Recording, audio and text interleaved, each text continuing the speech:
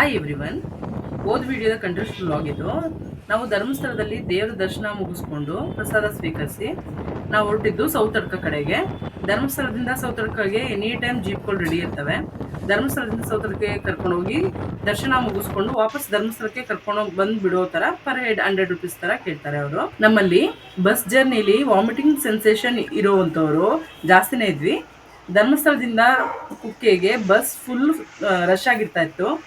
Seat ಸಿಗೋ ಚಾನ್ಸೇ ಇರಲಿಲ್ಲ. ಹಾಗಾಗಿ ನಾವು ಜೀಪ್ನವ್ರಿಗೆ ಸೌತಡ್ಕ ಮುಗಿಸ್ಕೊಂಡು ವಾಪಸ್ ಧರ್ಮಸ್ಥಳದ ಬದಲು ಕುಕ್ಕಿಗೆ ಬಿಡೋ ಥರ ಮಾತಾಡ್ಕೊಂಡು ಹೊರಟ್ವಿ.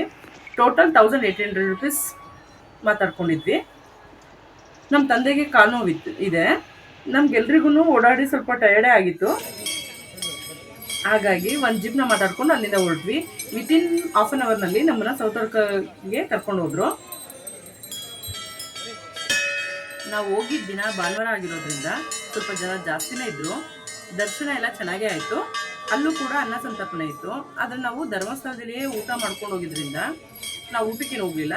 ಹಾಗೆ ಪ್ರಸಾದ ಕೌಂಟ್ರಲ್ಲಿ ಪ್ರಸಾದ ತೊಗೊಂಡು ಅಲ್ಲಿನ ಫೇಮಸ್ ಪ್ರಸಾದ ಸಿಹಿ ಅವಲಕ್ಕಿ ತಿನ್ಕೊಂಡು ಜೀಪ್ನ ಹತ್ರಕ್ಕೆ ಬಂದ್ವಿ. ಅದು ಮಧ್ಯಾಹ್ನ ಟೈಮ್ ಆಗಿರೋದ್ರಿಂದ ಬಿಸಿಲಿನ ತಾಪಕ್ಕೆ ಎಲ್ಲರೂ ಜ್ಯೂಸ್ ಕುಡಿಯೋಣ ಅಂತ ನೋಡಿದ್ವಿ. ಅಲ್ಲಿ ಹಣ್ಣಿನ ಜ್ಯೂಸ್ಗಳು ಯಾವುದೂ ಇರಲಿಲ್ಲ, ಬರೀ ಪ್ಯಾಕೆಟ್ ಜ್ಯೂಸ್ಗಳು ಮಾತ್ರ ಇದ್ದಿತ್ತು. ಕೊನೆಗೆ ಅದು ಬೇಡ ಅಂತ ಅಂದ್ಕೊಂಡು ಎಲ್ಲರೂ ಐಸ್ ಕ್ರೀಮ್ ತಿನ್ನೋಣ ಅಂತ ಹೋದ್ವಿ. ಸೌತಡ್ಕ ದೇವಸ್ಥಾನದಲ್ಲಿ ಗಂಟೆಗಳನ್ನು ಕಟ್ಟಿರೋದು ನೋಡೋದಕ್ಕೆ ಒಂದು ಚಂದ. ಅಲ್ಲಿ ಎಲ್ಲಿ ನೋಡಿದ್ರು ಬರೀ ಗಂಟೆಗಳೇ ಕಾಣಿಸುತ್ತೆ. ಗುಡಿನೇ ಇಲ್ದಿರೋಂಥ ದೇವಸ್ಥಾನ ಇದು. ಎಂಥ ಮಳೆಗಾಳಿಲೂ ಕೂಡ ಅಲ್ಲಿ ದೀಪನೇ ಆರೋದಿಲ್ಲ ಅಂತ ಹೇಳ್ತಾರೆ.